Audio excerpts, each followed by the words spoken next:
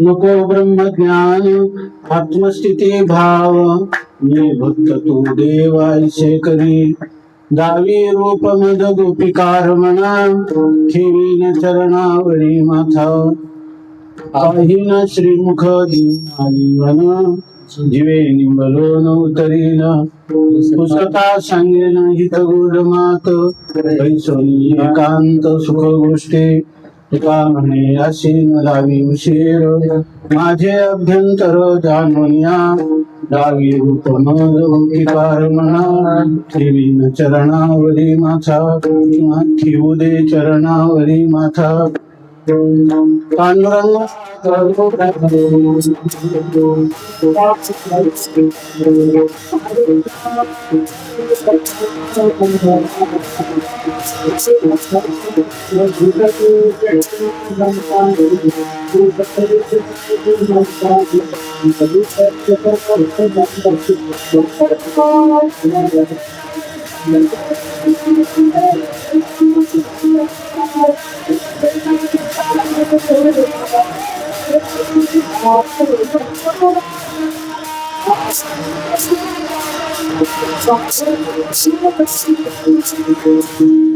पांडुरंगा करू प्रथम नमन, दुसरे चरण संतांच्या, त्यांच्या कृपादाने कथेचा विस्तारू, बाबाजी सद्गुरु दास तुका, नको ब्रह्मज्ञान नको ब्रह्मज्ञान आत्मस्थिती भाव, मी भक्त तू देवाईशे करी, दावी रूप मद गोपिकार म्हणा, ठेवीन चरणावरी माथा. संत सम्राट भगवान ज्ञानोबा, वैराग्य रागरशी जगद्गुरु संत शिरोमणी श्री तुकोबा, शांती ब्रह्म श्री संत एकनाथ महाराज, महाराष्ट्रातील सर्व संतांची मांदियाळी, वारकरी संप्रदायाचं परम आराध्य देव श्री पांडुरंग परमात्मा, ह्या सर्वांच्या अलौकिक अकारण करून अद्भुत असीम अपूर्व अहेतुकी अशा अनुग्रहामुळे दयेमुळे तुम्ही आम्ही सर्व या चातुर्मास्याच्या पावन पर्वामध्ये पवित्र सलीला कली कल्मशनाशिनी असणारी इंद्रायणी माता, त्या इंद्रायणी मातेच्या तीरावर साक्षात समाधिस्थ माऊलींच्या चरण कमलाजवळ समोरच असणार 84 सिद्धांचा सिद्ध भेटी मेळा अशा प्रकारचं, आणि भगवान सिद्धेश्वर महाराज या सर्वांचं ज्या ठिकाणी प्राकट्य आहे, नित्य प्राकट्य आहे, अशा प्रकारच्या पावन क्षेत्रामध्ये,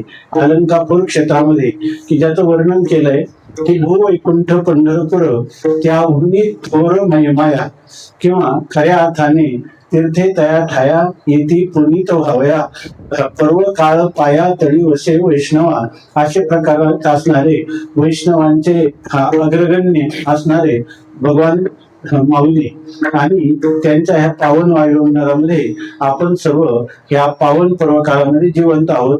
आपले श्वासोच्छ्वास चालू आहेत, ते लोहाराच्या भात्याप्रमाणे व्यर्थ नसून सार्थक आहे, कारण मनुष्य जन्मामध्ये केले होते याचे जन्मे. आपल्याला आपल्या जीवनामध्ये ज्याला कृतकृत्यता किंवा निरंकुशा तृप्ती किंवा मुक्ती या ठिकाणी आपल्याला प्राप्त करून घेण्याचं एकच योनी आहे. 84 लक्ष योनीमध्ये एकच मानव योनी भगवंताने अत्यंत प्रेमाने आदराने हेतू पुरस्सर निर्माण केलेले आहे, आणि त्यामध्ये आपल्याला मनुष्यत्व मिळालं, मनुष्य जन्म आपल्याला प्राप्त झाला. बरं, केवळ मनुष्य जन्म प्राप्त झाला एवढ्यानेच भागत नाही, त्या ठिकाणी त्या मनुष्याच्या अंतःकरणात आपल्या उद्धाराची तळमळ निर्माण व्हायला पाहिजे, की काही मी उद्धार व्हावे असं त्याला वाटलं पाहिजे, मुमुक्षुत्व त्याच्या अंगात असलं पाहिजे. आणि त्याच्यानंतर एवढ्याने होत नाही, आपल्याला जरी आपली तळमळ निर्माण झाली तरी ही तळमळ स्वतंत्र बुद्धीने किंवा सामान्य लोकांच्या माध्यमातून ही तळमळ तळमळे तळमळ काय शोके शोक होय.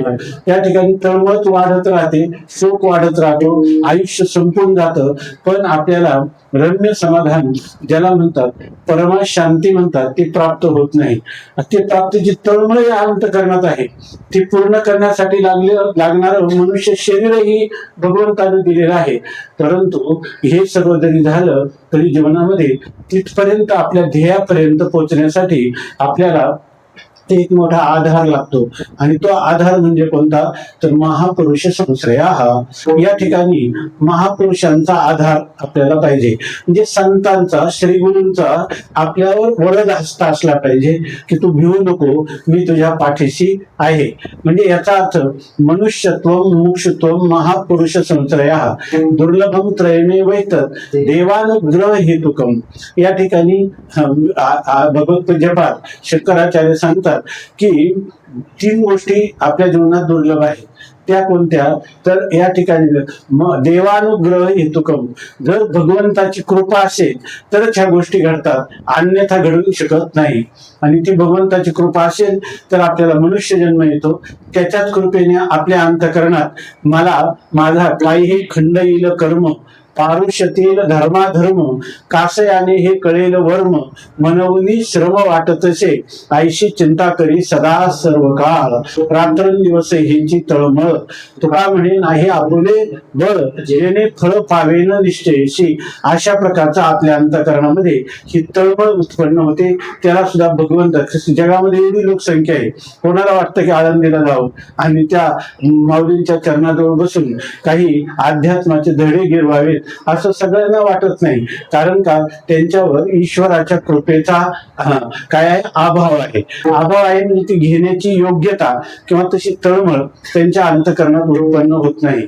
आणि काही लोकांना तळमळ असूनही त्यांना संसारामध्ये किंवा वेगळ्या वातावरणात राहावं लागतं, की ज्या वातावरणामध्ये कोहम कथमिदम जातम कोवै कर्ताश्य विद्यते उपादानम किमस्त्यह विचारो स्वयं ईदृशः.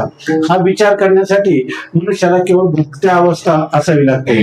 हा प्रवास ओळखायचा असेल तर सर्व संघ परित्याग करून केवळ आपल्या जीवनात परमात्मक प्राप्ती हे ध्येय ज्याच्या ठिकाणी असेल तर त्याला याचा संतांची संगती मनोमार्ग गती आकळावा श्रीपती येणे पंथे. त्याला परमात्मा कळतो पण आकळतो पण कुठं, संतांच्या संगतीत आपलं मन जे आहे ते आपल्या मनाला स्वतंत्र ठेवायचं नाही. संत सांगतील त्या संतांचं जे मार्गदर्शन होईल त्याचप्रमाणे आपल्या जीवनाचं नाव आहे की संतांच्या आज्ञेचं पालन.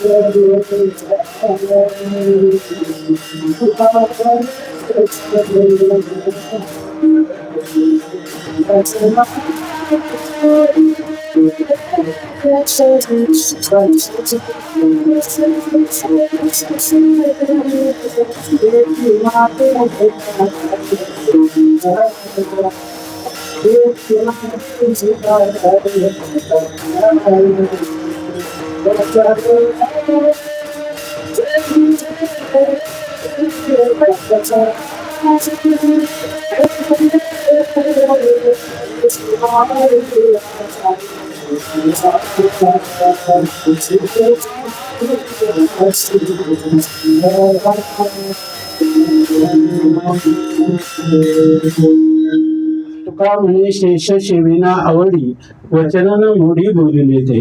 या ठिकाणी त्यांचंच उच्चिष्ट म्हणजे उष्ट म्हणजे काय, त्यांचं अन्नाचं उष्ट हा एक वेगळा अर्थ आहे.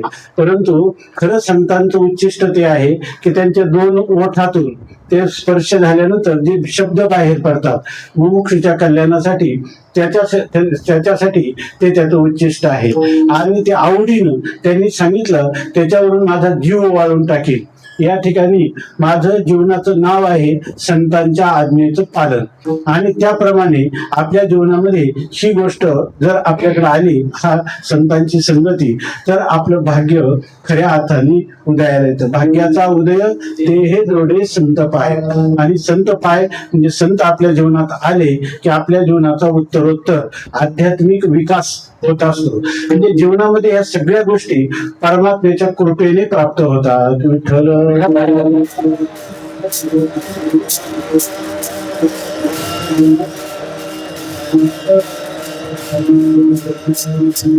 म्हणून सांगितलं की आपण सर्व भाग्यवान आहोत. आपले श्वासोश्वास व्यर्थ नाहीत. लोकांचे श्वासोश्वास लोहाराच्या भात्याची साखळी ओढली का ती खाली येते, ते फसकन श्वास घेतल्यासारखं टाकल्यासारखं वाटतं. ती साखळी सुटली का पुन्हा शांत. तसं या ठिकाणी आपले श्वासोश्वास जे आहे ते सार्थक आहे, ते व्यर्थ नाही, ते अनर्थक नाही, ते निरर्थक नाही. तर आपल्याला एक एक क्षण आपल्या जीवनाचा हळूहळू परमात्म्याच्या दिशेने आपल्या जीवनाची वाटचाल व्हावी किंवा परमार्थाची वाटचाल व्हावी, अशा प्रकारचं पावन वायुमंडळामध्ये आपण या ठिकाणी उपस्थित आहोत. म्हणून आपण भाग्यवान आहोत.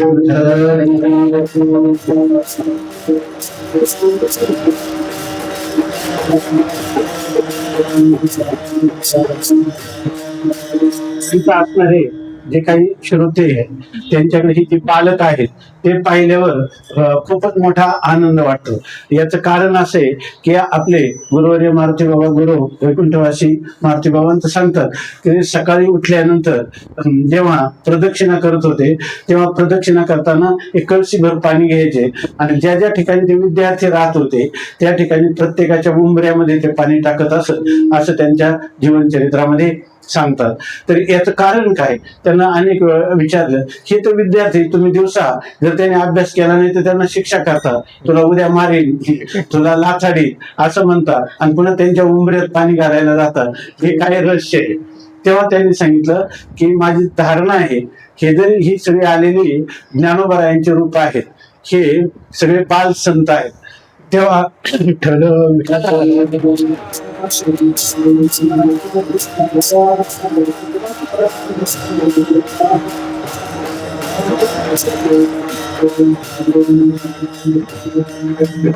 तेव्हा याच्यात कोण ज्ञानोबर आहे, कोण तुकोबर आहे, याच्यामध्ये कोण संत सोपान काका असेल, कोण गोरोबा काका असेल, सांगता येत नाही. कोण नामदेवरायांचा अवतार असेल, कोण लीला विग्रह धारण केला असेल.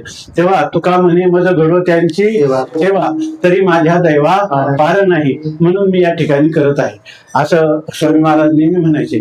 की मनुष्य जीवनामध्ये त्याला जर एक जीवनामध्ये एक रामकृष्ण हरी सारखा इष्ट मंत्र मिळाला, ज्ञानेश्वरी सारखा इष्ट ग्रंथ मिळाला, जर त्याला श्रोतेय ब्रह्मनिष्ठ औदार्यपूर्ण असं संत किंवा इष्ट गुरु त्याच्या जीवनात प्राप्त झाला, आणि उपासनेसाठी त्याला पांडुरंगरायासारखं एक इष्ट दैवत जर त्याच्या जीवनामध्ये लाभलं, तर हा पुरुषाने असं समजायचं की एक आगा कोणा तरी काळे मनशील माझी बाळे, परमात्मा शता तरी एका जन्माच्या शेवटी कृपाळू पोटी येईल दया. माझ्या जीवनात एक दिवस असा उगवणार आहे की त्या कृपाळू असणाऱ्या परमात्म्याला माझी करुणा येईल, आणि त्या ठिकाणी तो परमात्मा म्हणेल की आतापर्यंत मी देव माझा म्हणतो, तर तो म्हणेल की तू माझा आहेस, हा भक्त जो आहे तो भक्त माझा आहे असं म्हणेल. मग देव माझा आणि मी देवाचा, अशा प्रकारचा जो भक्ती सिद्धांताचा अत्युच्च कोटीचा ज्ञानोत्तर प्रेम लक्षणात्मक भक्ती जी आहे, त्या भक्तीचा आदर्श आपल्या जीवनामध्ये अनुभूतीला आल्याशिवाय राहणार नाही, असं त्यांनी समजून चालावं. विठ्ठल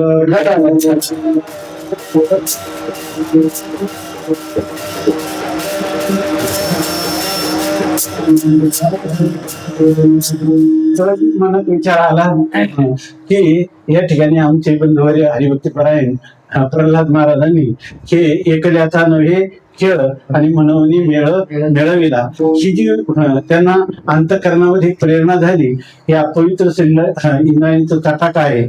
आणि या ठिकाणी प्रल्हाद भागवतामध्ये आलेले आहे की भगवान आपलं प्रल्हाद महाराज त्यांनी आपल्या सगळ्या सवंगड्याला एकत्र केलेलं आहे, आणि एकत्र केल्यानंतर वास्तविक ते काय राक्षस आता पुत्र आहे, परंतु अंतःकरणात अनंत जन्माचे संस्कार, भगवंताची अहेतुकी कृपा यामुळं त्यांना रात्रंदिवस कितीही त्रास झाला तरी त्या ठिकाणी प्रल्हादे जनक विभीषणे बंधू राज्यमाता निंदू धरते केली.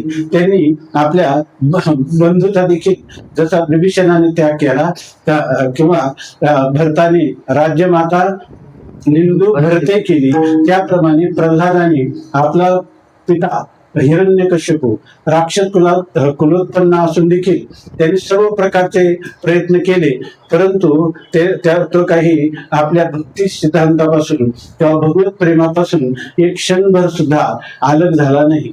अशा प्रकारचे त्या प्रल्हादांनी जेव्हा त्यांचे सवंगडी एकत्र आले तर त्यांच्याबरोबर त्यांना शिकवायचे होतं राजनीती. त्याच्यासाठी शिक्षक कोणते शंडामर्क त्यांना नेमणूक केली, पण शंडामर्क नसले तर मुलं खेळत असताना काय सांगायचं आपलं प्रल्हाद त्यांना कौमार आचरित धर्मान भागवताने अरे तुम्ही जरी राक्षस कुलामध्ये जन्माला असाल तरी तुमच्या ठिकाणी भगवंताची भक्ती प्रेमपूर्वक करून ह्या भागवत धर्मामध्ये जे भक्तीचा अनुष्ठान सांगितलेला आहे त्या सदा नामघोष करो हरिकथा तेने सदा चित्ता सर्व काळ सदा चित्ता समाधान. या ठिकाणी तुम्हाला रम्य समाधान परमा शांती जीवनात प्राप्त करायचे असेल तर ह्या भागवत धर्माचं आचरण करा. म्हणून असं वाटतं की आमच्या प्रल्हाद महाराजांनी हे काम या ठिकाणी असे ह्या बाल सवंगड्यांना एकत्र करून आपल्या जीवनाचं ध्येय जे आहे तर तुका म्हणे मज घडू त्यांची सेवा. पण एवढ्याने त्यांचं समाधान झालं नाही. मग आता त्या समाधानाची पूर्तता काय? आपल्या गावाकडे असणारे जे आपले मातृ पितृतुल्य असणारे सज्जन आणि साध्वी यांना सुद्धा माऊलीच्या छत्राखाली एकत्र येऊन जरी मुलांना 12 महिने या ठिकाणी काही शाळेच्या निमित्ताने पण साधना घडते, सत्संग घडतो, सत्शास्त्राचं श्रवण होतं, त्याप्रमाणे त्या सगळ्यांनी एकत्र यावं आणि या ठिकाणी एक सप्ताहाचं किंवा हे 5 दिवसीय अनुष्ठान करून या ठिकाणी ज्ञानेश्वरी पारायण, भजन, कीर्तन, प्रवचन यांच्याद्वारा आपल्या अंतःकरणामध्ये जे काही श्रवण हे अंतरंग साधन आहे, काय आहे की परमार्थामध्ये प्रविष्ट हा कर्णरंध्रेन स्वानाम भाव सर्वरोह. परमात्मा हा कानाच्या बिळातून हृदयात जात असतो. त्याच्यासाठी हे आयोजन या ठिकाणी केलेलं आहे आणि त्याच्यामध्ये आम्ही सम्मिलित आहोत. म्हणून आता आपल्या जीवनाचा विचार करण्याची आपल्या वारकरी संप्रदायामध्ये जी पद्धत आहे, प्रवचनामध्ये ओवी किंवा श्लोक घेऊन निरूपण करणं किंवा कीर्तनामध्ये अभंग घेऊन त्या ठिकाणी त्याचं निरूपण करणं, यथाशक्ती यथामती आपल्याला भगवंताची एक सेवा किंवा ही जी आपल्या मुखामधून जी शब्दरूपी पुष्प बाहेर पडतील ही जे भगवत स्वरूप असणारे श्रोतृवृंद आहे त्यांच्या चरणी समर्पित करायची. आपल्याकडे कीर्तनाला उभा राहणारा कधी म्हणत नाही की मी या ठिकाणी कीर्तन करतो, असं म्हणत नाही. तो काय सांगतो की आज आपण यथाशक्ती यथामती सेवा करण्याचा प्रयत्न करू. यथार्थ याच्यामध्ये काय आहे, सेवा हे सर्वात प्रधान गोष्ट आहे आणि शब्दरूपी सुमन परमात्म स्वरूप असणाऱ्या श्रोतृवृंदाच्या ठिकाणी ही जर समर्पित केली तर त्यांच्या हृदयस्थ असणारा जो परमात्मा आहे तो परमात्मा आपल्याला या ठिकाणी आपले अंतःकरण जे आहे ते कानाच्या बिळातून आपल्या हृदयामध्ये प्रवेश करतो आणि मग तो आपल्या हृदयातली एक एक जळमट, आपल्या हृदयातल्या पापवासना, आपल्या चित्तात असणारं चांचल्य, आपल्यावर असणारा अज्ञानाचं आवरण, ह्या सगळ्या एका पडदा बाजूला करून आपल्याला आपल्या आत्मस्वरूपामध्ये परमात्मा स्थिर करीत असतो. आणि हे साधन जे आहे ते वारकरी संप्रदायामध्ये आहे. सर्वात इतर साधनं जरी सगळी आहेत, वारकरी संप्रदायातही वेदाने सांगितलेले सगळे मार्ग स्वीकारलेले आहेत, परंतु त्याच्यामध्ये काही मार्ग जे आहेत ते बहिरंग आहेत आणि काही अंतरंग आहेत. तर त्या अंतरंग मार्गामध्ये सर्वात पहिलं साधन जर कोणतं असेल तर ते श्रवण आहे. या ठिकाणी श्रवण केलं असताना ते आपल्या कानाच्या बिळातून तो परमात्मा त्या शब्दरूपी गरुडावर बसून येतो आणि आपल्या हृदयामध्ये प्रविष्ट होतो, प्रगट होतो.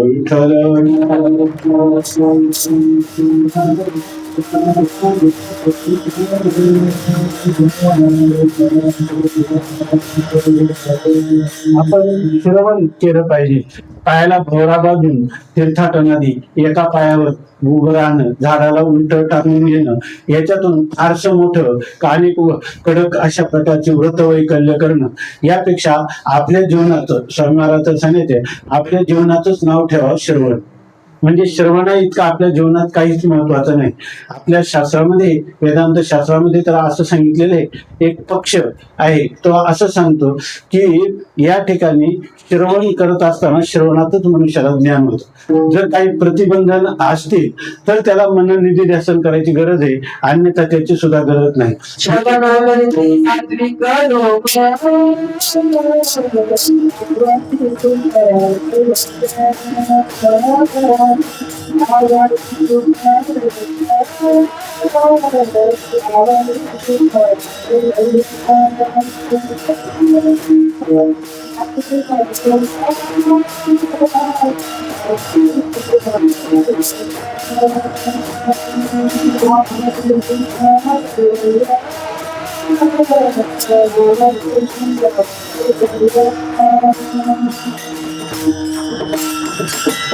श्रवणाकरिता सात्विक लोक पावती सुख कैवल्य नळवरायांचा अभंग आहे. त्याच्यामध्ये ते सांगतात की सात्विक अंतकरणाच्या वृत्तीनं आपण नुसतं संत महात्म्याच्या मुखातून येणारे जे विचार आहेत, त्यांची अनुभूती, त्यांनी सांगितलेल्या युक्ती आणि त्यांनी दिलेलं वेदाचं प्रामाण्य, अशा प्रकारचा हा एक एक शब्द आपल्या जर कानात मधून गेला तर आपल्याला कैवल्य, केवलस्य भावा कैवल्यम नाम, कैवल्य मोक्ष आपल्याला प्राप्त होतो. म्हणून आपल्या जीवनामध्ये सर्वात महत्वाचं साधन आहे श्रवण, आणि त्या साधनावर आपण आरूढ आहोत. त्या साधनाच्या द्वारा आपल्याला हे तुकोबारायांचा अभंग वाचून दाखवला. आणि सकाळी आपण जे पाठेचं जे काकड आहे ते एक प्रकारचं निधिध्यासन आहे की ज्याच्यामध्ये बस असं सांगितलेलं आहे, श्रवण, नंतर मनन, नंतर निधिध्यासन आणि त्याचा परिपक्व अवस्था म्हणजे साक्षात्कार. म्हणजे साक्षात्कार करून देणारी ही स्थिती आहे. आणि साक्षात्कार करून देणाऱ्या स्थितीतले हे जे अभंग आहे, हे अभंग केवळ श्रवण नाही, केवळ मनन नाही, ते निधिध्यासन आहे आणि त्याचा परिणाम हा साक्षात्कारच होणार. अशा प्रकारचं वेदातल्या मंत्रापेक्षाही प्रभावी असं आपल्या मायबोलीत हे अभंग वाणी निर्माण झालेले आहे. आणि त्याच्या चिंतनात आपण आहोत हे आपलं परम भाग्य आहे.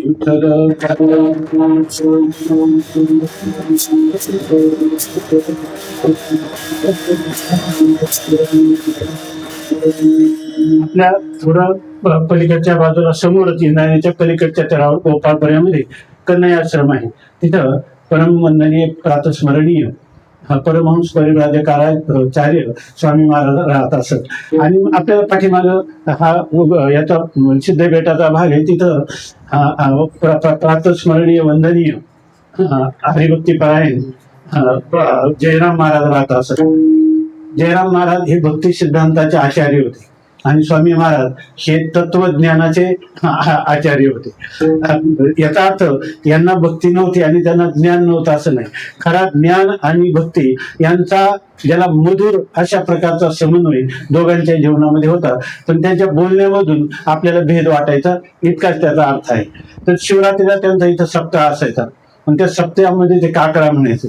आणि ते काकडा म्हणले की स्वामी महाराज तो का आवाज, मोठा आवाज असायचा तिथं. आणि स्वामी महाराज म्हणजे अगदी 80-85 वयामध्ये स्वामी महाराज पाठीमागे येऊन बसायचे.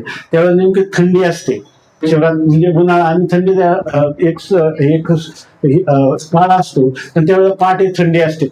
पण स्वामी महाराज एक काहीतरी शाल पांघरून बाहेर यायचे. त्यांना तात्या म्हटले, स्वामी महाराज तुम्ही हे इतक्या थंडीत बाहेर राहून दगडावर बसता, तुम्ही काही आम्हाला उठविताय नाही, काही घेऊन बसायचं काळ कपडा तिथं ठेवू, तुम्ही शाल पांघरून. त्यामुळे मला आठवणच राहत नाही.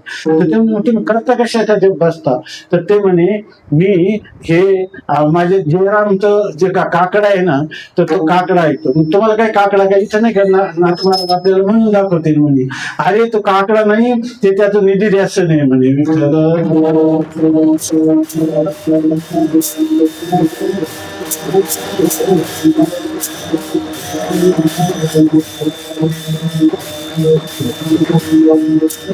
याचा अर्थ आपल्याला हे रूप पाहता लोचनी किंवा गरुडाचे वारिके काष्टी पितांबर आपण हे जे अभंग म्हणतो समचरण दृष्टी विटेवरी साजरी ते अनेक परंपरा थोड्या थोड्या फरकाने आहेत. परंतु याच्यामध्ये जो निधिध्यासनात्मक अंश आहे किंवा ज्याच्यामध्ये साक्षात्कार झाल्यानंतर परमात्म्याशी बोलणं आहे किंवा साक्षात्कार होण्याच्या पूर्वी आपल्या अंतःकरणामध्ये भगवंताचा आणि आपला संवाद कसा असावा किंवा त्यांचं जीवनामध्ये कसं समन्वय असावा हे सांगणारा हा अभंग आहे. विठ्ठल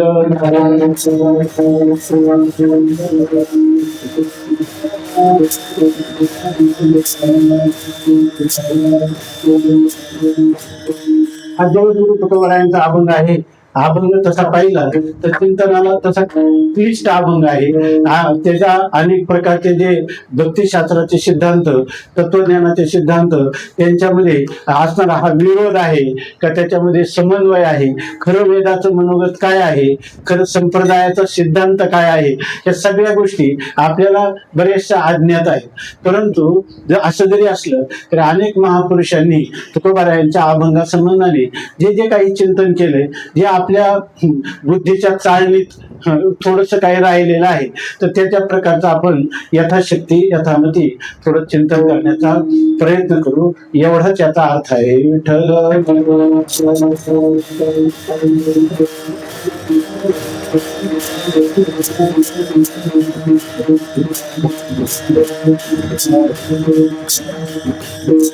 अभंगामध्ये पाहिलं तर तुकाराम महाराज असं म्हणतात. एक तर काय हे तुकोबारायांचं जर जीवन आपण पाहिलं, जीवन चरित्र पाहिलं तर तुकाराम महाराजांनी 15 दिवस असं अनुष्ठान पराकोटीचं कडक अनुष्ठान भामचंद्र डोंगरावर केलेलं आहे. अभंग आहे की 15 दिवसा माझी साक्षात्कार झाला विठोबा भेटला निराकार.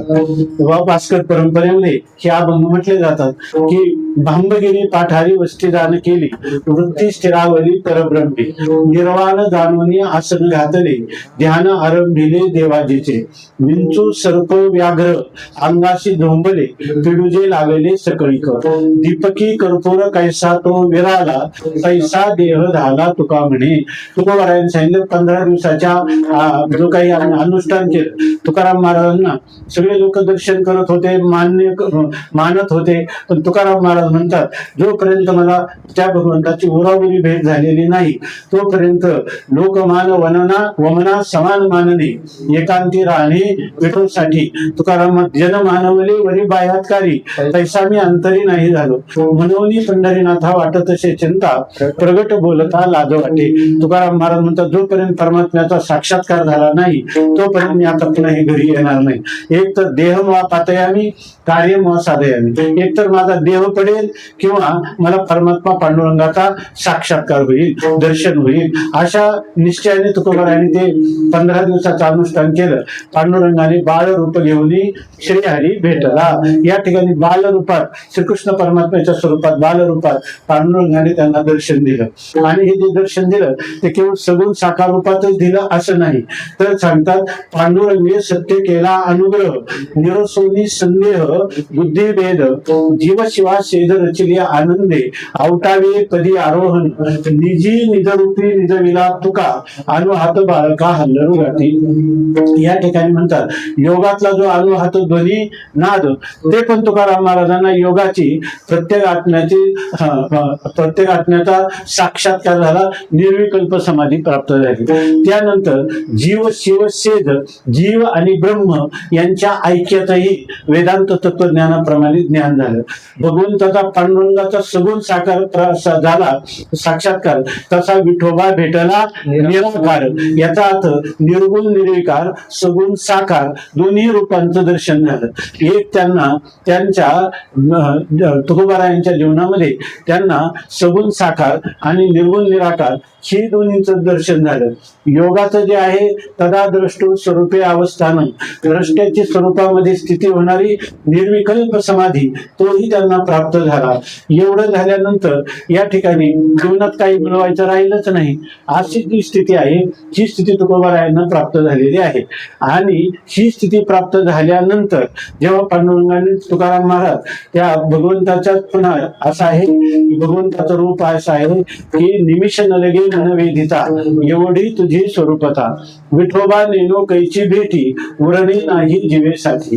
या ठिकाणी मनुष्याला आपल्या जीव भावाचा पूर्णपणे विसर पडतो. परमात्म्याच्या स्वरूपाकडे त्याला पुन्हा पुन्हा पाहावं वाटतं.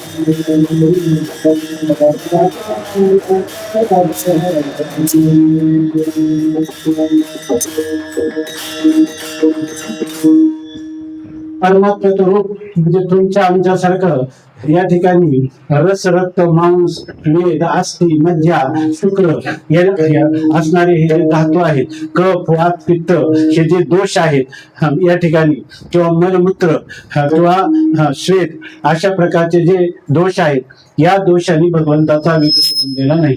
भगवंत कसा आहे? सत्य ज्ञानानंत गगनाचे प्रावरण, नाही गुण रूप वर्ण जेथे, तो हारे श्रेयानी पाहिला डोळे घडी.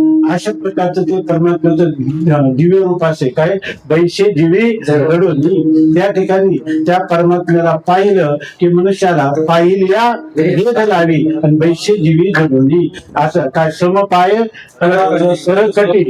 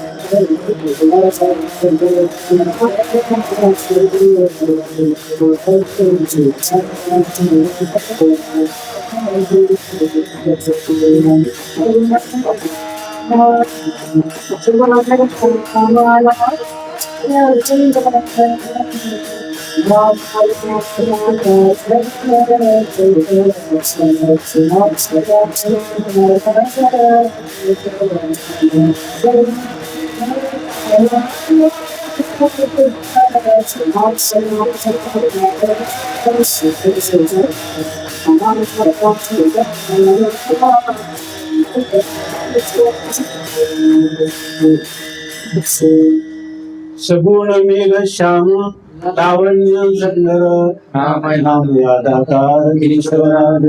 किंवा राजस सुकुमार रवी शशिकालोपया कस्तुरी मळवट चंदनाची उटे कंठी वैजयंती मुकुट कुंडले श्रीमंत सकले सकले आशे संसार पांघरे पाडोळा घडणीय सावळा बायानु सकले तुम्ही वागे सभा तुकाने जीवा धीर नाही.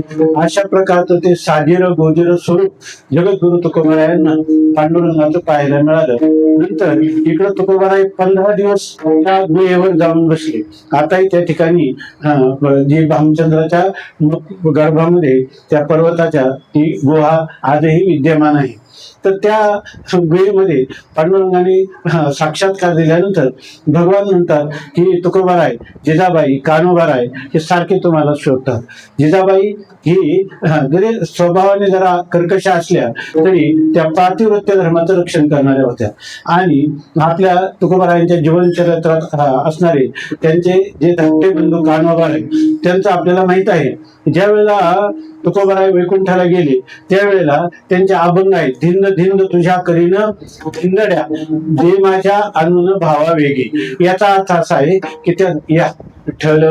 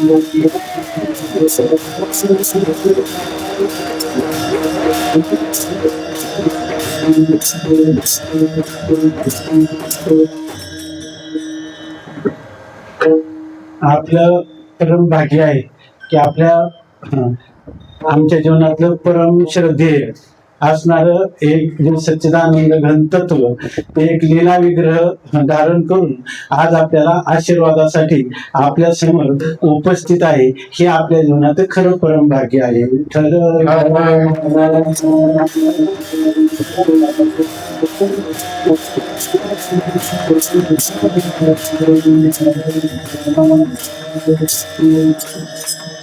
आपल्याला माहित आहे की या ठिकाणी जिजाबाई आणि कान्होबाराय हे 15 दिवस त्यांना कोणी वाघाने खाल्ले, कुठं गेले किंवा दुसऱ्या ठिकाणी गेले पाहत होते. तेव्हा पांडुरंगरायांनी सांगितलं तुम्ही आता पुन्हा देवला वाड्यावर जा. त्या ठिकाणी सारखे तुमच्या शोधात आहे. परंतु या ठिकाणी तुकोबाराय निघाले. असं सांगतात की खाली त्या नांदुरकीच्या झाडाच्या खालच्या पायथ्यापर्यंत तुकोबारायांना पोहोचवण्यासाठी पांडुरंगराय खाली आले आणि त्यांनी मार्गाला लावून दिलं तुम्ही आता देवच्या वाड्यात जा. पण आता हे परमात्म्याचं असं स्वरूप आहे. आताच पाहिलं आपण या ठिकाणी निमिष नरगे मनविधिता असं ते भगवंताचं रूप माधुर्य किंवा सौंदर्य पाहून तुकोबारायांचं मन त्या ठिकाणी इतकं आकर्षित झालं की त्या ठिकाणी आता दुसरं काहीच त्यांच्या डोळ्यासमोर येत नाही. आणि त्या आनंदामध्ये तुकोबाराय पुन्हा भंडाऱ्या डोंगरावर गेले आणि भंडाऱ्या डोंगरावर गेल्यानंतर तिथे पुन्हा चिंतनामध्ये रमून गेले. संध्याकाळी पांडुरंगराय त्यांच्या समोर आले आणि पांडुरंगरायांनी सांगितलं की तुम्हाला तुकोबाराय देवला जायला सांगितलं, तुम्ही पुन्हा इथंच आले. आता पुन्हा अंधार पडत आलेला आहे. अशा वेळेला संध्याकाळपर्यंत कान्होबाराय शोधत होते. त्यांनी तुकोबारायांचा आणि पांडुरंगरायांचा संवाद काहीतरी कोण बोलत आहे असं ऐकलं. त्या दिशेने गेले त्यावेळेला भगवान परमात्मा आणि तुकोबारायांचा संवाद चालू होता. तिथं तुकोबाराय त्यांना दिसले पण पांडुरंगरायाचं दर्शन झालं नाही. म्हणून या ठिकाणी पांडुरंगरायांना आपलं तुकोबारायांना कान्होबाराय म्हणतात की दादा तुम्ही बोलता पण मला तुमचा आवाज येतो, कोणीतरी संवादासारखे आकाशवाणी सारखा ऐकू आलं, पण तुम्ही कोणाशी संवाद करत होते? आपल्याला माहिती आहे तुकाराम महाराजांचा काय बाणा होता, वृक्षवल्ली आम्हा सोयरी वनचरे पक्षी सुस्वरे आनंदिती तेने सुखे रुचे एकांताचा वास नाही गुणदोष अंगाये. अशा तुका म्हणे भय मनाशी संवाद आपलाची वाद आपणाशी. तुम्ही आपला आत्मसंवाद साधता की खरोखर कोणत्या एखाद्या दिव्य अलौकिक अशा विभूती महत्वाशी तुमचा हा आत्मसंवाद होत आहे, मला काही कळत नाही असं सांगितलं. तेव्हा पांडुरंगरायाला विनंती केली तुकोबारायांनी, आणि तुम्ही आपल्या ह्या सगुण साकार रूपामध्ये कान्होबारायांना दर्शन द्या. आणि मग ते दर्शन झालं, त्यांचा काही संवाद झाला. मग देवाने सांगितलं तुम्ही आता परत जा. पण तुकोबाराय पुन्हा पुन्हा पाठीमागं पाहत होते. त्यांच्याच वंशजांच्या माऊली त्यांचं कीर्तन मी ऐकलं होतं. ते सांगायचे की राहो आता हिचे ध्यान हाही अभंग किंवा नको ब्रह्मज्ञान आत्मस्थिती भाव, हे त्यांचा देवाशी झालेला संवाद आहे. विठ्ठल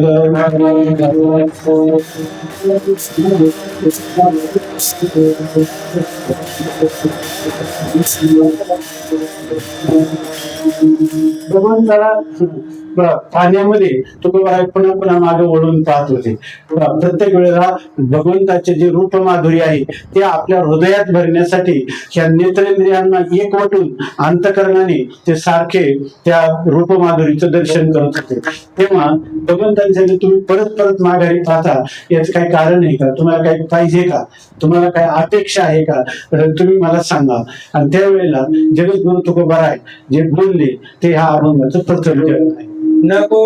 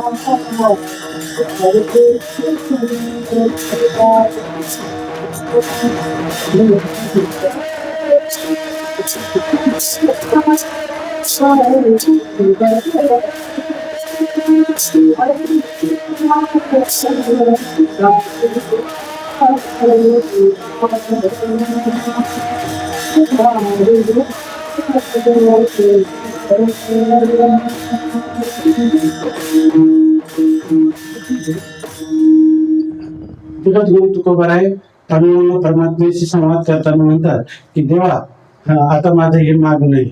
मागणं माझं असं आहे की तुझ्या कृपेनं मला ब्रह्मज्ञानही प्राप्त झालं. तुझ्या कृपेने द्रष्ट्याची स्वरूपामध्ये प्रत्येक आत्म्यामध्ये स्थिती, ही आत्मस्थिती पण मला प्राप्त झाली. मला ब्रह्म जे आहे ते ब्रह्माचं स्वरूप जे आहे ते आत्मत्वाने संशय विपर्य रहित अशा प्रकारचं मला अनुभूतीलाही आलेलं आहे. इतकंच नाही तर या ठिकाणी योग्याला प्राप्त होणारी स्थिती, सगुण साक्षात्कारी पुरुषाला प्राप्त होणारी स्थिती, निर्गुण निर्विकाराचं यथार्थ ज्ञान झालेल्या पुरुषाला प्राप्त होणारी स्थिती, ह्या 15 दिवसाच्या अनुष्ठानात तू अकारण करुणा वरुणालय तुझं हे सर्व सामर्थ्य आहे.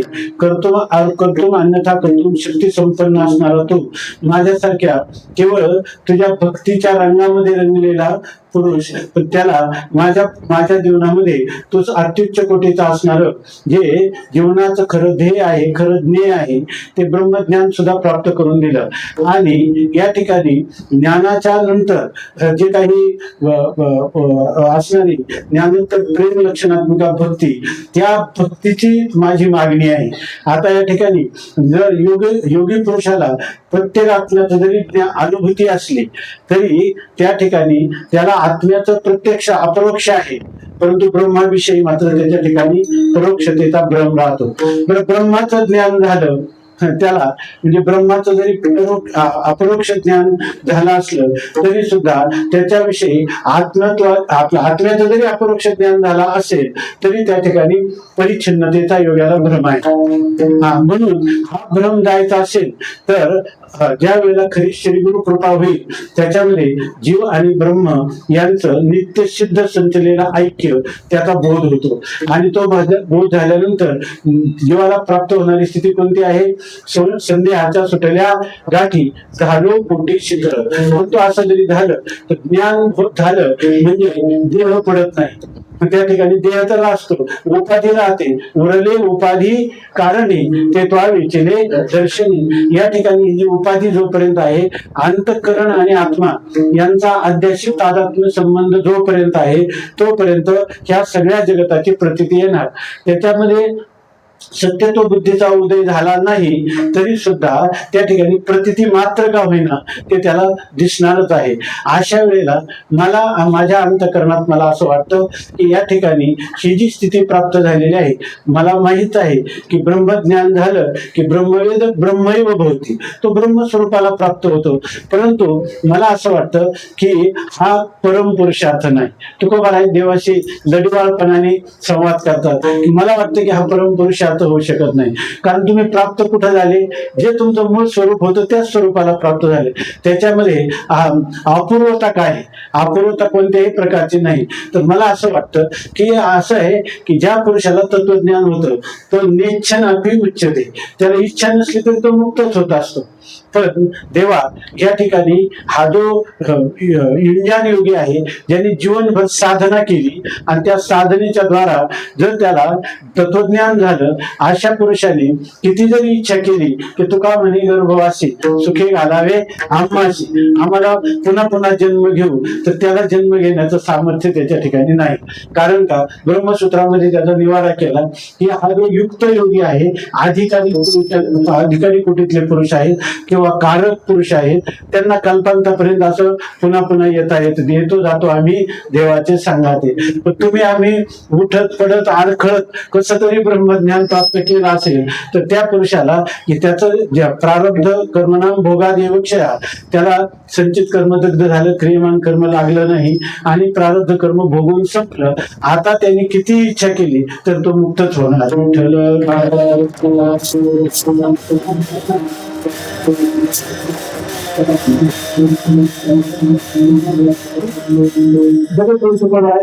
म्हणतात की देव आत्ताच आहे का माझा आणि तुझं? आता जे जे झाले अवतार तुका त्याचे बरोबर येतो जातो आम्ही देवाचे सांगाते. त्यामुळं मला असं वाटतं की आता हे जे दर्शन झाले, जोपर्यंत हे अवतारी कोटीतलं हे विग्रह आहे तोपर्यंत मला आता ब्रह्मज्ञानामध्ये भक्ती भाग्य शिवा साधीन पुरुषार्थ ब्रह्मीचा जो अर्थ निज ठेवा. आपल्या स्वरूप स्थितीत किंचितही ती स्वरूप स्थिती विकारी न होता या ठिकाणी भक्त्यर्थम कल्पितम द्वैतम अद्वैतादपि सुंदरम, भक्तीसाठी केलेलं हे जे द्वैत आहे त्या अद्वैतापेक्षाही काय आहे? श्रेष्ठ आहे, अत्यंत सौंदर्यपूर्ण आहे, माधुर्यपूर्ण आहे. त्याच्यामध्ये जीवनमुक्तीच्या विलक्षण सुखाची अभिव्यक्ती होत आहे आणि ते उत्तरोत्तर वृद्धिंगत होत आहे, वर्धमान होत आहे. असं या मनुष्य जन्मामध्ये फक्त हा आनंद भोगता येतो. आणि शिवाय हे झालं म्हणजे ज्ञान हे प्रमाण प्रमेयाधीन आहे. झालेलं ज्ञान कुठं जात नाही. त्या ठिकाणी त्यांनी सांगितलं आपण जरी इच्छा केली, एकदा ज्ञान झालं कधी झालं त्या ठिकाणी पुन्हा कधी अज्ञानाचं आवरण त्याला आच्छादित करू शकत नाही. अशा प्रकारची स्थिती आहे. आणि मला वाटतं की तेच गोष्ट महत्वाची आहे. म्हणून तुकोबाराय म्हणतात की ते ब्रह्मज्ञान नको. काही लोक म्हणतात की ब्रह्मज्ञान नको. तुकाराम महाराज म्हणतात, बरेच लोक द्वैती मताचे जे असतात ते लगेच म्हणतात आमचे तुकोबाराय. म्हणजे काय तुकोबारायांना तत्वमसी विद्येचा संबंधच नाही. विठ्ठल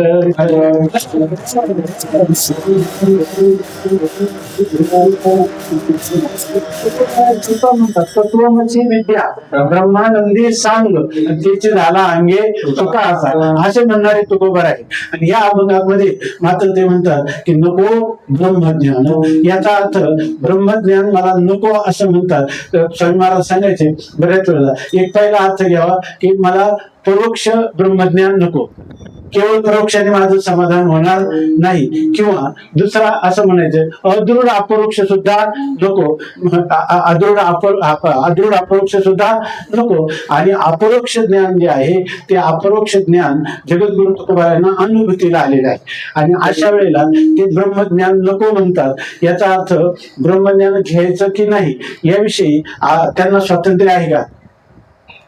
ठीक आहे. या ठिकाणी तुकाराम महाराज म्हटले की मला ब्रह्मज्ञान नको. असं आहे की ब्रह्मज्ञान कोण म्हणतंय? ज्याला ब्रह्मज्ञान प्राप्त झाले तो नको म्हणू शकतो. स्वामी महाराज सांगितले नाऱ्या 7 भाकरी खातो पण देतो. ब्रह्मज्ञान झालंच नाही आणि मला नको ब्रह्मज्ञान. मोक्ष सुखा हानो लाथा तुका म्हणे सत्ता निकट करू सेवेची. त्याला सेवेचंही कळलं नाही आणि तत्वज्ञानाचंही सामंजस्यच कळलं नाही असा त्याचा अर्थ आहे.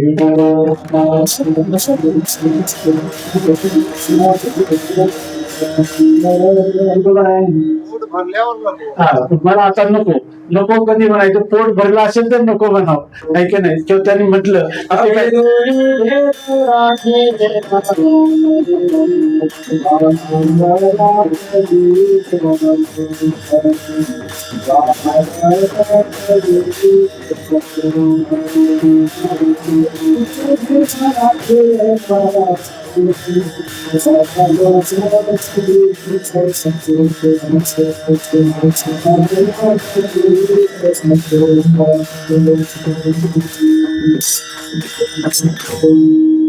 एक वचन आहे की खरं जर मनुष्याने जीवनामध्ये परमात्म्याची प्रेम रचनात्मक भक्ती केली असेल तर त्याला तत्वज्ञानातच त्याचं पर्यवसान होतं.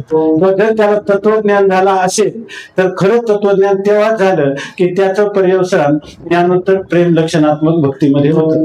त्याची भक्ती त्याची ज्ञान एकला विठ्ठलची जाण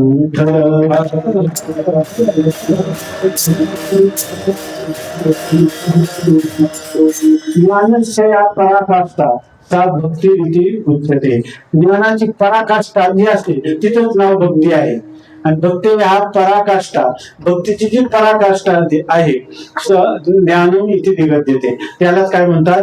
तर ज्ञानम इथे निगत देते, त्याला ज्ञान असं म्हणतात. म्हणून भक्ती आणि ज्ञान या दोन्हीमध्ये यत्किंच सुद्धा पुस्तकची रेखा नाही. विठ्ठल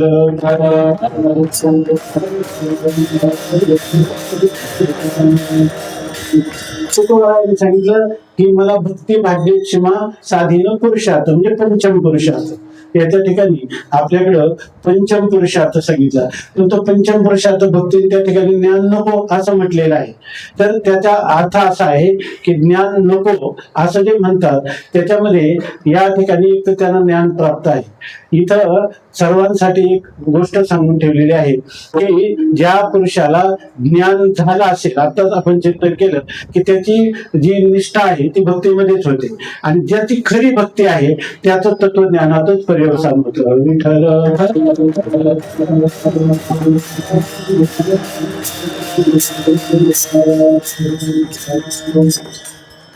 तुकोबारायांनी पांडुरंगाची भक्ती हे त्यांचं जीवन आहे. आणि तरी तुकोबाराय जेव्हा अजय वृक्षाखाली जातात तेव्हा त्या पांडुरंगाच्या भक्तीचं पर्यवसान म्हणून तुकोबाराय काय म्हणतात? अवघी भूते, बरोबर ना? अवघी भूते साम्य आली देखील म्या काही होती विश्वास तो खरा बघ पांडुरंग कृपेचा माझी कोणी न धरो शंका ऐशे होकार निर्द्वंद्व तुका म्हणे जे जे भेटे ते ते वाटे मी ऐसे. सर्व जे आहे ते सर्व मी वाटलं पाहिजे अशा तत्वज्ञानाचा प्रांत आहे, अद्वैताचा प्रांत आहे. तुका म्हणे जे जे भेटे आणि ते ते वाटे मी ऐसे अर्थात सर्व खदिदम ब्रह्म. भक्तीची निष्ठा कुठं बरं असं नाही झालं की त्यामध्ये ते पक्षी जे दाणे टिपत होते ते तुकोबारायांच्या अंग खांद्यावर खेळायला लागले. अशा प्रकारची ही अनुभूती म्हणजे भक्तीचं पर्यवसान हे ज्ञानातच होतं. आणि ज्ञानाचं पर्यवसान भक्तीत कसं होतं आपल्याला एक मधुसूदन सरस्वतींचं थोडं उदाहरण सांगतो. विठ्ठल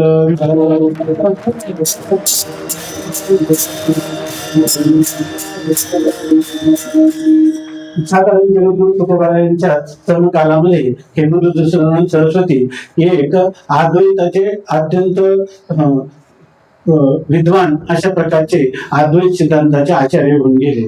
तसंच त्यांनी भक्ती रसायन आणि अद्वैत सिद्धी नावाचे ग्रंथ दोन लिहिलेले आहेत. तर त्याच्यामध्ये अद्वैत सिद्धीमध्ये जेवढे इतर दार्शनिक त्या सगळ्या दार्शनिकांचं त्यांनी पूर्णपणे खंडन केलेलं आहे आणि केवळ अद्वैत सिद्धांत जो आहे त्याचं प्रतिपादन करून त्यांनी यशस्वीरित्या श्रुतीचा अभिप्रेत सिद्धांत हा केवळ अद्वैत सिद्धांत आहे असं सांगितलं. आणि ते करताना त्यांनी संपूर्ण भारतभर भ्रमण केलं आणि सर्व द्वैती आचार्यांचं खंडन केलं आणि ते सगळं खंडन करून नंतर ते वृंदावनला आले. तेव्हा त्यांनी वृंदावनचे जेवढे काही लोक होते आजही वृंदावनामध्ये संदेशांची संख्या कमी असते याच्यामध्ये आणि त्या ठिकाणी भक्तीचं एक मंगलमय वातावरण आहे का. त्या अलीकडच्या काळात काही महात्म्यांनी त्या ठिकाणी अद्वैताचं काही चिंतनाचं एक वायुमंडल निर्माण केलेलं आहे.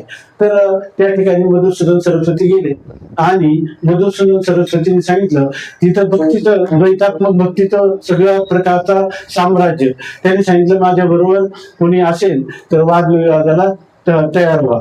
त्यावेळेला त्या पुजाऱ्यांना त्यांनी सांगितलं इथं कोणी विद्वान असतील तर मी आलेलो आहे. भारतात आतापर्यंत सर्वांचं खंडन करून आहे. म्हणजे मधुसूदन सरस्वती म्हणजे विद्वान किती विद्वान होते त्यांच्याविषयीचा मला तो तुलसीदासाने एक श्लोक लिहिलेला आहे. वेत्ती पारम सरस्वती वेत्ती पारम सरस्वत्या मधुसूदन सरस्वती मधुसूदन सरस्वत्या पारम वेत्ती सरस्वती. त्याचा अर्थ आहे की त्यांचं एवढं गंभीर चिंतन आहे की कोणत्या गोष्टीत काय तात्पर्य आहे त्यांचं सिद्धांताविषयी हे फक्त सरस्वती जाणू शकते. मधुसूदनांना काय म्हणायचं हे सामान्य माणसाच्या बुद्धीला आकलन होणार नाही, ते सरस्वती जाणते आणि सरस्वतीला काय म्हणायचंय हे फक्त मधुसूदन सरस्वती जाणू शकतात असं त्यांचं वर्णन केलेलं आहे. आणि त्यावेळेला त्या पुजाऱ्यांनी भगवंताला प्रार्थना केली की देवा आता हे आले आम्ही या भक्ती सुखाचा आनंद घेणारे सगळे या ठिकाणी असणारा समूह आणि आता उद्या या तर्क कर्कश अशा प्रकारचं खंडन मंडनामध्ये आम्ही कुठं तग धरणार आणि आमचा त्याच्यामध्ये आम्ही अभिभूत होऊन राहणार, तेव्हा तुझं संरक्षण तूच कर असं कृष्ण परमात्म्याला सांगितलं. दुसऱ्या दिवशी सकाळी मधुसूदन सरस्वती यमुनेला स्नानाला चालले. स्नानाला जात असताना त्यांना असं जात असताना त्या यमुनेच्या वाळवंटामध्ये एक लहान बालक दिसलं आणि ते बालक इतकं तेजस्वी होतं की ते पाहिल्यानंतर त्यांच्या काय किमपि तत्त्वमहं न जाने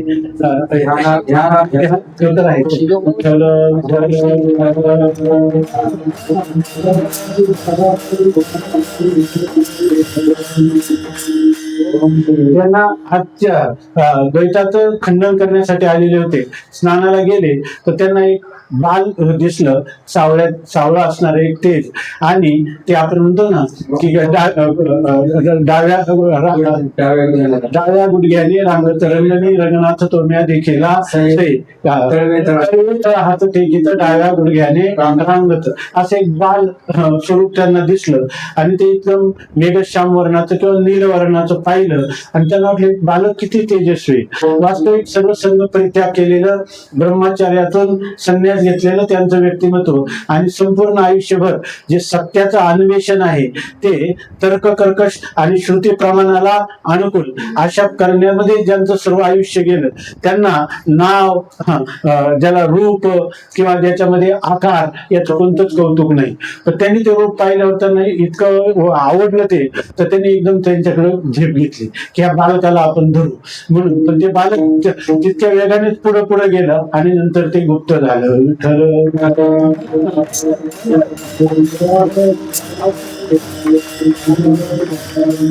बालक दिसलं कसं, ते गेलं कुठं, आता त्याचं मला परत दर्शन होईल की नाही या चिंतेमध्ये त्यांनी दंडाची पूजा स्नान संध्या सर्व विसरले आणि काहीच नाही. त्यांनी सारखे एखाद्या वेड्यासारखं त्या वाळवंटात शोधित राहिले आणि त्यावेळेला त्यांना असं झालं की हे तेज मला कधी दिसेल म्हणून त्या ठिकाणी त्यांना ते कुठंच ते पुन्हा भगवंताचं दर्शन होईना म्हणून त्या ठिकाणी एक कोणतरी तपस्वी महात्मा भक्ती सिद्धांताचा त्याला त्यांनी विचारलं की अहो या ठिकाणी मला ते सकाळी एक तेज दिसलं आणि ते आता नाही झालं, आज संध्याकाळ होत आली तरी मला त्याचं दर्शन होत नाही. ते म्हणे तुम्ही इथं कशाला आले होते? ते म्हणे स्नानाला आलो होतो. मग स्नान करायला जा. ते काय ते तुमच्या दृष्टीने सगळं काय आहे, ज्याला नाम रूप जे आहे सगळं मिथ्य आहे. पण ते तुम्हाला दिसलेलं रूप किंवा त्याचं असणार काय नाम हे मिथ्य आहे. तुम्ही अद्वैत चिंतन करा, कशाला तुम्ही त्याला शोधता, असं त्यांनी सांगितलं. ते म्हणे नाही, आता माझे प्राणच या शरीरात राहू शकणार नाही, मला ते दिसलंच पाहिजे, असं त्यांनी सांगितलं. तर त्यावेळेला त्यांचा एक श्लोक, ध्यानाभ्यास वशीकृतेन मनसा तन्निर्गुणं निष्क्रियं ज्योतिः किंचन योगिनो यदि परम पश्यन्ति पश्यन्तु ते अस्माकं तु तदेव लोचन चमत्काराय प्रियाच्चिरं कालिंदी पुलिनोदरे किमपि यन्नीलम अवधावती. त्या श्लोकाचा अर्थ असा आहे का त्यांनी सांगितलं तुम्ही ध्यानाभ्यास करा आणि योगाने तुम्ही काय करा की जी भूमध्यामध्ये असणारी ज्योत, त्या ज्योतीचं दर्शन करा, आत्मज्योतीचं दर्शन करा, असं सांगितलं. त्यांनी सांगितलं ध्यानाभ्यास वशीकृतेन मनसा तर निर्गुण निष्क्रियम, ते निर्गुण आणि निष्क्रिय असणारी जी आत्मज्योत आहे ती ज्याला प्राप्त करायची ते खुशाल करू द्या. काय पश्यन्ति पश्यन्तु ते, तुम्हाला काय पाहिजे?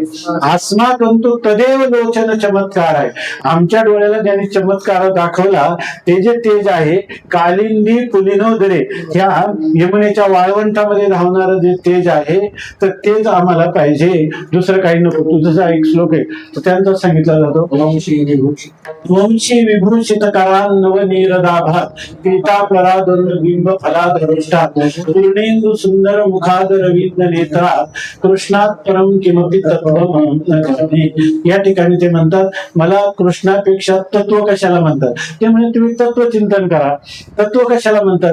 ते म्हणतात आता कृष्ण परमात्मा ज्या बाल स्वरूपात मी पाहिला त्याच्यापेक्षा जगात दुसरं कोणतं तत्व आहे असं मला वाटत नाही, मग त्याच्यासाठी मी काय करू? मग असं सांगतात की त्यांना अष्टाक्षरी मंत्राचा त्या पुजारीने कोणी त्या काळात त्यांना मंत्र दिला आणि त्यांनी 6 महिने अनुष्ठान केलं आणि मग त्यांना भगवंताचा सगुण साक्षात्कार झाला.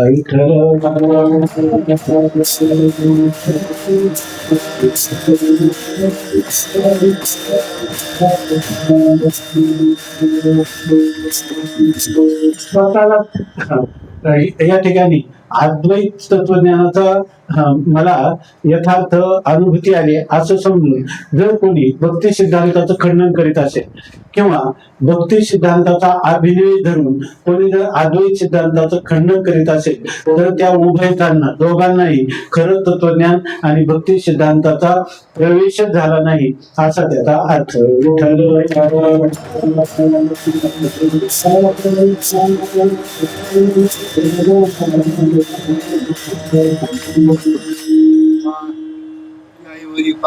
याही वरी पार्था माझ्या भजनी असता तया ते मी माथा उघड करी. ह्या गोष्टी समजण्याला नाही, ह्या सगळ्या त्या माऊलीने सांगितलं हे सगळं अनुभवाची जोडी. अन्वये बोला ऐशी, ह्या अनुभवाच्या गोष्टी आहेत, बोलण्याच्या गोष्टी नाही. विठ्ठल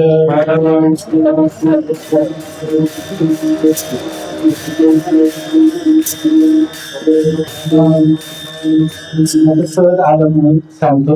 याच्यामध्ये आपण बहुतेक असा त्यावेळी माझ्या एकदम लक्षात नाही आलं.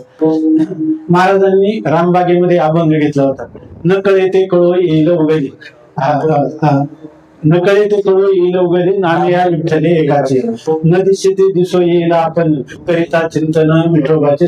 तुका म्हणे जीव आसक्त सर्व भावी. ते 4 दिवस ते त्याच अभंगावर चिंतन सांगितलं रामबागेमध्ये. आणि ते पौर्णिमेला आल्यानंतर स्वामी महाराजांच्याकडे यायचे नियमाने. तर ते आले स्वामी महाराजांना सकाळी लोकांनी सांगितलं स्वामी महाराजांनी काय अभंग घेतला होता. ते म्हणजे नकळे ते कळो येईल वगैरे हा अभंग घेतला. आणि या ठिकाणी आल्यानंतर म्हणजे महाराज कोणता अभंग घेतला होता? नकळे ते कळवलं. लोकांचा बुद्धिभेद करता की काय तुम्ही, असं त्यांना महाराजांना ते बुद्धिभेद करता काय तुम्ही? वर्षभर तत्वज्ञानाचे पाठ चालवता म्हणे आणि तिथं लोकांना नकळे ते कळो हे असं तुम्ही बुद्धिभेद करता काय? ते म्हणे स्वामी महाराज सांगू का तुम्हाला? आता मी तुम्हाला काय याचं सांगू म्हणे, जेव्हा माझा देव पडेल त्यावेळेला ते हरे विठ्ठल विठ्ठल म्हणतात की काय हे कळेल तेव्हा तुम्ही आहात का नाही आम्ही आहे का नाही माहित नाही.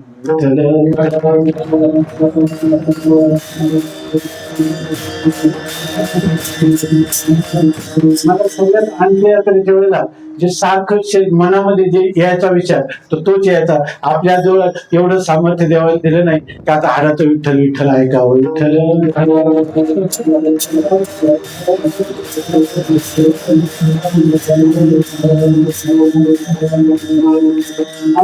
याचा अर्थ असा आहे की आपले पूर्वसुरींनी त्याचा भक्ती परंपरा आहे, ज्ञान परंपरा आहे, ह्या अव्याहतपणे चाललेल्या आहेत. याचं कारण त्याच्यामध्ये असं अंतर नाही तर त्यांच्यामध्ये मुळातच ऐक्य आहे. विठ्ठल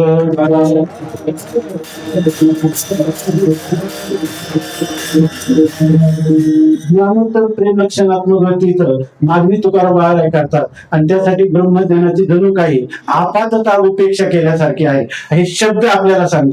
परंतु या शब्दांचा अभिप्रेत अर्थ मात्र तो नाही. कारण काय आहे की या ठिकाणी तुकोबाराय जेव्हा ब्रह्मज्ञान नको आणि भक्ती सांगतात तेव्हा ते कल्पित द्वैतातली भक्ती आहे आणि अद्वैतातला जो सिद्धांत आहे तो अबाधित आहे.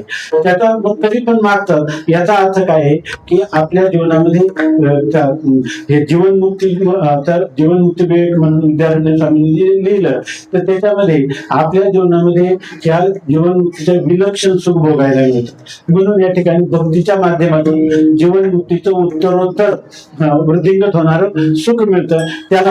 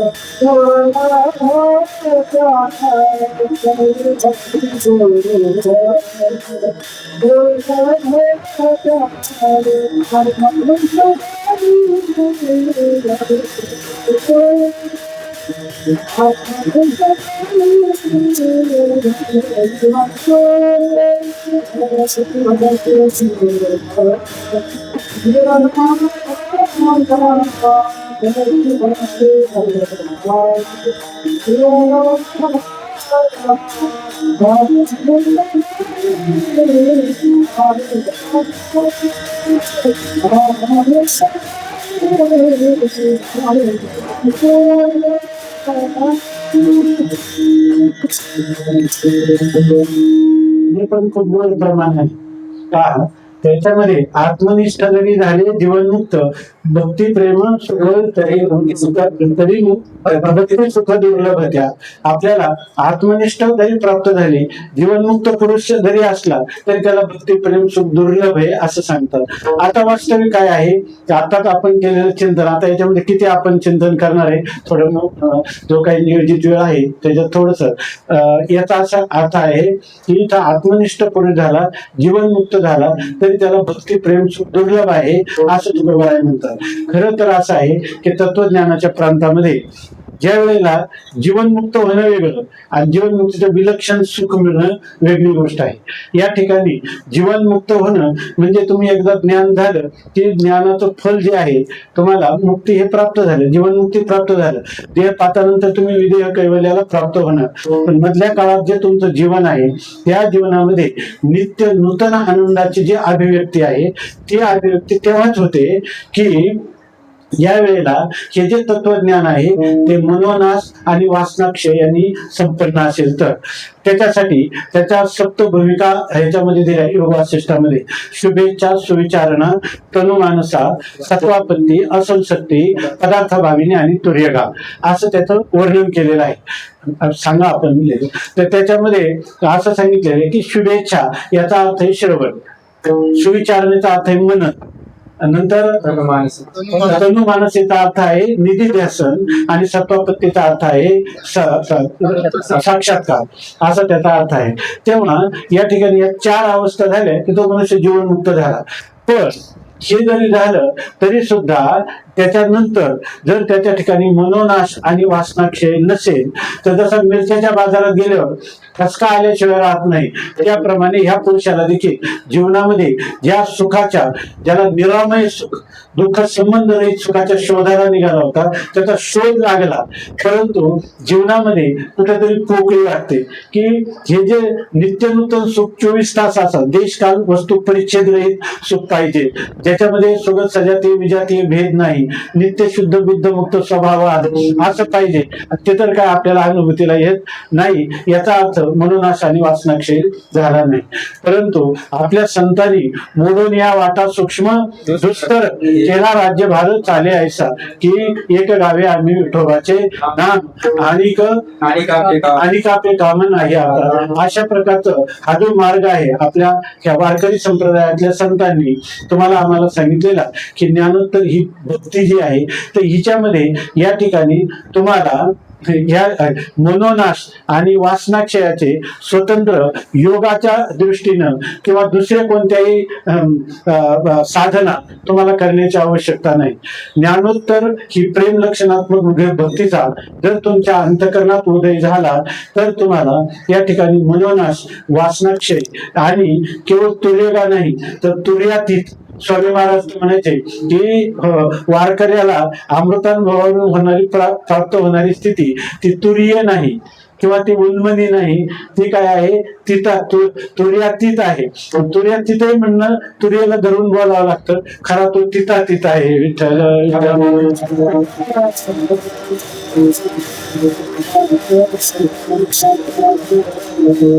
राम म्हणता रामची म्हणजे कधी बैसोनी पदवी घ्यायची, ऐसे सुखवचनी आहे विश्वासे अनुभवत आहे, रामरसाचे अथवी आनरस रुचती एवी. तुका म्हणे चाखोनी सांगे माझा अनुभव आहे अंगी. तर ह्या सगळ्या ज्या गोष्टी आहेत तर ज्ञानी येते स्वसमिती शैव म्हणती शक्ती, आम्ही ते परमभक्ती आपुली म्हणू. ज्याला समिती म्हणतं, कोणी त्याला शक्ती म्हणतं, कोणी त्याला समिती म्हणतं, आम्ही त्याला भक्ती म्हणतो. विठ्ठल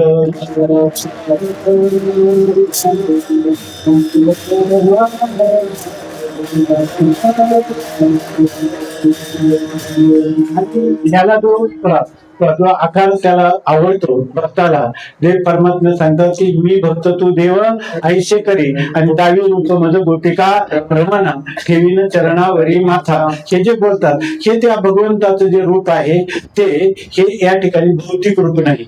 तुमचा आमचा देह ज्याप्रमाणे पंचमहाभूतांचं बनलेला पुतळा आहे तसा या ठिकाणी खरं जर पाहिलं तर श्रीगुरु विग्रह किंवा आपला इष्टाचा विग्रह हे काय सच्चिद आनंद स्वरूप जे आहे ते स्वामी महाराज सांगायचे की गुरुजी सांगतात की या ठिकाणी ब्रह्म सच्चिदानंद ब्रह्माला करुणा उपाधी लागली की ते श्रीगुरूंचं रूप धारण करतात, शुद्ध सत्वात्मक माया लागली की ते ईश्वराचं रूप धारण करतात. आणि तुमच्या आमच्या सारखे जे काही अज्ञानी जीव आहे की अविद्या उपाधी लागले की ते जीव भावाला येतात.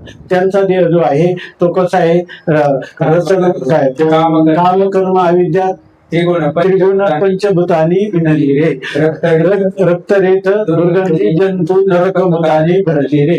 आणि ह्या परमात्म्याचा विग्रह करता आहे स्वगत सच्चिदानंद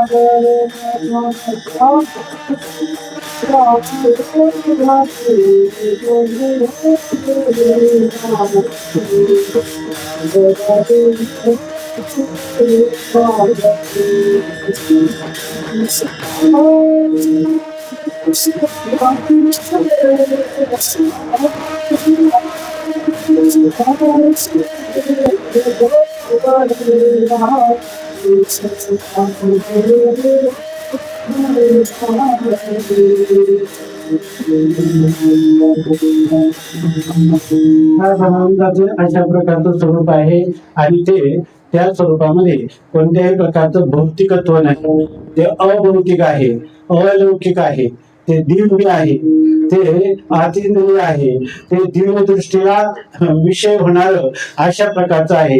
म्हणून त्या ठिकाणी अशी जी भक्ती आहे ती भक्तीची याचना जगद्गुरु तुकोबाराय भंडाऱ्या डोंगराजवळ पांडुरंग परमात्म्याच्या सगुण विराहाला निरोप घेताना म्हणतात की नवो ब्रह्मज्ञान आत्मस्थिती भाव. आणि मला असं वाटतं की मी बघतो तो देवा ऐशी करी. जीवन मुक्तीच्या विलक्षण सुखाची जशी प्राप्ती होते तसा आपल्या जीवनामध्ये विसंवादी भ्रम कधीच समोर येत नाही. म्हणून त्याला जीवनमुक्ती विवेकामध्ये विसंवादा भाव असं म्हटलेलं आहे. दुसरी गोष्ट अशी आहे की त्या जीवनमुक्तीच्या विलक्षण सुखाबरोबर लोकसंग्रहाचं कार्य होतं. ज्ञानोबाराय जर अमृतानुभवातलाच एकमेव अद्वितीय सिद्धांत सांगतील तर सर्वांच्या बुद्धीवर तो स्थानापन्न किंवा स्थिर रूपाने राहणार नाही. तर ज्ञानोबाराय जेव्हा म्हणतात माझ्या जीवीची आवडी पंढरपुरा येणं गुढी, त्यावेळेला भगवंताविषयीचं प्रेम जे आहे त्या प्रेमाचा आदर्श म्हणून आपल्याला आपले आचार्य ज्ञानोबाराय वाटतात. म्हणून या ठिकाणी लोकसंग्रहाचं पण कार्य होतं. म्हणून या सगळ्या गोष्टीसाठी संतांचे जे अनुभूतीचे उद्गार आले आहे त्याला मध्ये आपण शास्त्रातला जर शब्द चल केला तर ते कधीच आपल्याला कळणार नाही. परंतु ह्या शब्दाची सेवा केली आणि त्याच्या तात्पर्याची ज्ञानाची याचना संतांच्या पायाजवळ केली तर ते आपल्याला शब्दातीत असणार भक्तीचं वैभव, शब्दाच्या अतीत असणारं ज्ञानाचं वैभव आणि त्यांचं नित्य असणारं जे ऐक्य हे लक्षात ठेवून आनंदाचे डोळे आनंद, आनंदाचे अंग आनंदाची अशा प्रकारचे आपल्याला दिव्य अलौकिक अशा प्रकारची आनंदानुभूती येऊ शकते. म्हणून ज्ञानोबारायांच्या चरणाजवळ कायम हेच मागावं की या ठिकाणी तुम्हाला जे म्हणायचे आम्हाला तुमचे शब्द गेली करता येतात परंतु त्याचं यथार्थ अनुभूती आम्हाला होईल असं नाही. तेव्हा तुम्ही आमच्यावर कृपा करा आणि आम्हाला या शब्दांचा अर्थ नंतर त्याच्यामध्ये असणारा विरोधाचा परिहार, त्याच्यामध्ये असणारं सामंजस्य आणि सर्वात शेवटी तद्रूपता आम्हाला ही अर्थरूपता आम्हाला प्राप्त करून द्या.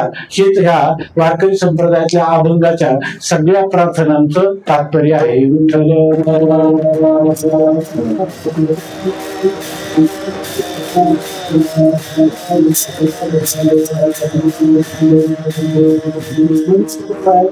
म्हणतात की नको ब्रह्मज्ञान आत्मस्थिती भाव मी फक्त तू देव ऐशी करी. त्याच्यातून आणखीन एक आहे की आपला एक सिद्धांत आपल्या पूर्वसुरीने सांगून ठेवलेला आहे की मनुष्याने जीवनामध्ये जरी त्याचं कार्य पूर्ण झालं, साक्षात्कार जरी त्याला प्राप्त झाला तरी सुद्धा यावत जीव त्रयोवंद्या वेदांत गुरुणेश्वरा. जोपर्यंत आपल्याला परमात्म्याचा जरी साक्षात्कार झाला तर शरीरात प्राण आहे तोपर्यंत वेदांत शास्त्र, गुरु आणि ईश्वर ह्या तिन्ही गोष्टी वंदनीय आहेत. का बरं? तर त्यांनी सांगितलं आदौ विघ्न आदौ विद्या प्रसिद्ध. अगोदर आपल्याला हे तत्वज्ञान व्हावं म्हणून करावे आणि नंतर तो काय आहे कृतज्ञत्व निवृत्त आहे. आपल्यावर कृतज्ञत्वाचा आळ येऊ नये म्हणून मनुष्याने भगवंताची भक्ती ही करीतच राहावी. या अर्थाने तुकोबाराय म्हणतात नको ब्रह्मज्ञान आत्मस्थिती भाव मी भक्त तू देव ऐशी करी. आणि हे करताना सगुणही तूच आहे, निर्गुणही आहे, पण माझी आवड आहे. या ठिकाणी माझी आवड अशी आहे की मला ह्या सगुण भक्तीमध्ये विरमतो म्हणून दावी रूप गोपिका भ्रमणा ठेवीन चरणा वरी माथा. आणि तिसरं चरण पाहोनी श्रीमुख देईन आलिंगन. मी तुम्हाला पाहिलं की तत्वज्ञानाचं आलिंगन म्हणजे तद्रूपता हे त्याचं आलिंगन आहे. पण या ठिकाणी कल्पित डोळे ठेवून पाहोनी श्रीमुख देईन आलिंगन जिवे निंबलवन उतरेन. त्या जीव भावाचं निंबलन मीठ मोहरी वाळून टाकल्यासारखं हे सर्व जीव भाव तुम्हाला मी समर्पित करीन. आणि पुढा संज्ञेने हितबुद्ध मात्र बैसोनी एकांत एकांतामध्ये बसून आपलं आत्मचिंतन करण्यापेक्षाही तत्चिंतन तत्कथन अन्योन्यम प्रबोधन एतद एक परत्वंच ब्रह्माभ्यासम दुर्बोधः. माऊली सांगतात जवळकीची सरोवरे उचंबळती कालवलिया उचंबळलिया कालवती परस्परे का तरंगाची दवारे तरंगाची होती. अशा प्रकाराने आपण जेव्हा हे भजन कीर्तनाचा आनंद भोगतो किंवा परस्परामध्ये ही आत्मचर्चा करतो, त्यावेळेला होणारा जो आनंद आहे, तो आनंद जो आहे तो अति अलौकिक दिव्य अशा प्रकारचा आनंद आहे. आणि त्या ठिकाणी जे योगी मुनी एक गिरिगंधामध्ये समाधी सुख अनुभवतात.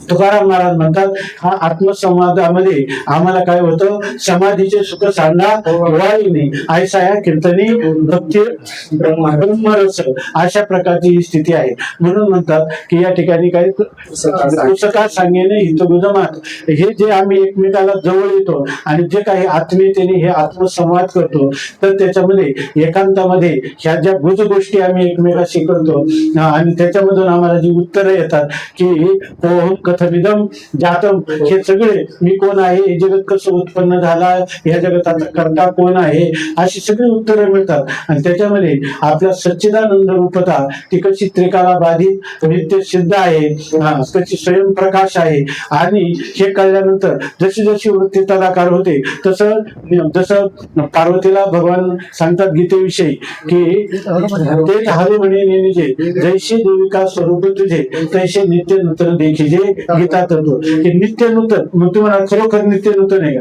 नित्य नूतन आहे ती माया आहे. हे याच्यात इथं जेव्हा वृत्ती अंतर्मुख होते आणि ती परमात्म्याला प्रतिबिंबित करते, त्यावेळेला होणारा जो आनंद आहे, तो आनंद सुद्धा काय नित्य नूतन अशा स्वरूपाचा आहे. म्हणजे तो अविनाशीच आनंद पण हृदयात प्रगट होतो, एवढाच त्याचा अर्थ आहे. म्हणून अशा प्रकारची स्थिती मला प्राप्त व्हावी. तो का म्हणे अशी न लावी उशीर, जेव्हा ही स्थिती मला प्राप्त व्हावी, मग आता मला विलंब सहन होत नाही. मला वाटतं की या स्थितीमध्ये मी नित्य असावं आणि ते दान, त्या स्थितीचं जे स्वरूप स्थितीचं दान, भक्तीचं दान तूच देऊ शकतो.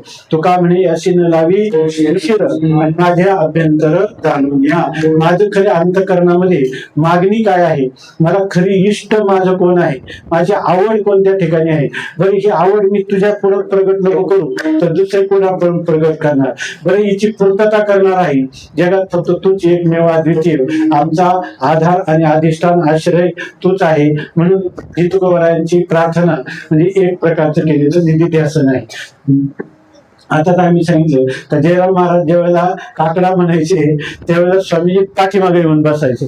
त्यांनी विचारलं, तात्या म्हणले थंडी असते तोपर्यंत शिवरात्रीच्या वेळेला तुम्ही मागे का जाऊन बसता, तुम्ही बसायला काय घेत नाही, दगडावर बसता तुम्ही बाहेर, त्या विंचूकाट्याची भीती पुन्हा त्यावेळेला तर अधिक होती. ते म्हणे अरे काही नाही, मी हे जयरामचा काकडा नाही, हे त्याचं निधिध्यासन ऐकतो.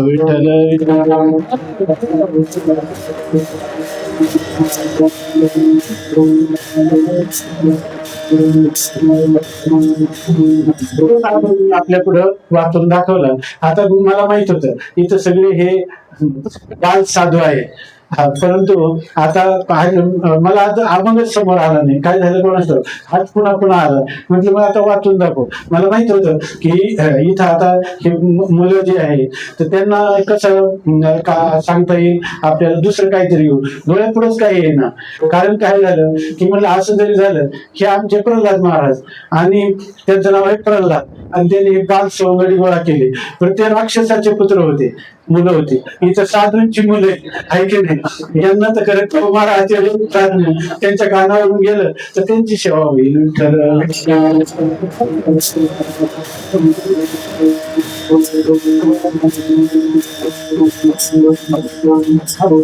तुकाराम महाराजांनी असा हा अभंग केलाय, त्याचे शब्द आपल्या पुढे म्हणून दाखवले. आणि या ठिकाणी आमचा काय असा अधिकार नाही की त्याच्या अर्थाच्या गाभाऱ्यात आपण जाऊ. तर आपलं एक बालबुद्धीनं एक काहीतरी विचार त्या निमित्ताने व्हावा म्हणून आपण थोडं त्या अभंगाला आरसा म्हणून दर्पणस्थानी ठेवून आपले जीवन असं घडावं अशी तुकोबारायांना ज्ञानोबारायांना प्रार्थना करायची. आणि आपल्याला असं वाटावं सिद्धाची जी लक्षणं असतात ती साधकाची साधना असतात. म्हणून आपण काय करू, आपले भले साधक दशा असेल ती तरी आपली टिकावी आणि आपण पांडुरंगरायासमोर म्हणावं, नको ब्रह्मज्ञान आत्मस्थिती भाव, मी भक्त तू देवा ऐशे कर, दावी रूप मद गोपिका रमणा ठेवीन चरणावरी माथा, पाहुनी श्रीमुख देन आलिंगन हिवे निवलन उतरे, पुस्तकात सांगितलं हित गुजमा वैश्वनी एकांत सुख गोष्टी. तुका म्हणे यासी न लावी उशीर माझे अभ्यंतर दान नावी उपमज गोपिका रमण ठेवीन चरणावरी माता. आपल्या जीवनातील काही मौल्यवान क्षण असतात की ज्या क्षणाची आपण कोणत्याही प्रकाराने तुलना करू शकत नाही, त्या अमूल्यच आहेत. तसं आमच्या जीवनातलं अमूल्य क्षण कोणते असतात? आम्ही जेव्हा महाराजांच्या चरणाजवळ बसतो किंवा जे काही मज गोष्टी आत्मकल्याण किंवा आशीर्वाद ग्रहण काही करतो आणि ते असं झाले की स्वामी महाराज गेल्यानंतर जणू का आपली ही अधिकाराची व्यक्ती, आम्हाला काही त्याच्यामध्ये भेद वाटत नाही किंवा वयाचं जे अंतर आहे ते पण आम्ही विसरून जातो. परंतु फक्त आता दृष्टी पुढे आयसा चितूर आहे याचाच आम्हाला आनंद आहे. त्यांच्यापासून काही शिकावं वगैरे किंवा ह्याच्यात पण आम्हाला काही फारसं हे वाटत नाही. वास्तविक ते पण तितकंच आवश्यक आहे. परंतु ते जे क्षण आहे ते क्षण आज या ठिकाणी आपल्याला प्राप्त झाले. आम्ही सर्व जे या ठिकाणी हे बांधव आहेत, हे जे बालबंधू आहेत, यांच्यापासून वयोवृद्ध आमच्या पालकासारखे असणारे आमचे माऊलींचे मातृपितृ छाया या ठिकाणी उपस्थित आहेत. तर ह्या सर्वांना आपले आशीर्वाद मिळावे आणि काही जरी आम्हाला याची अनुभूती आली नाही तर हा म्हणत देव करावा एवढं झालं तरी पुष्कळ झालं.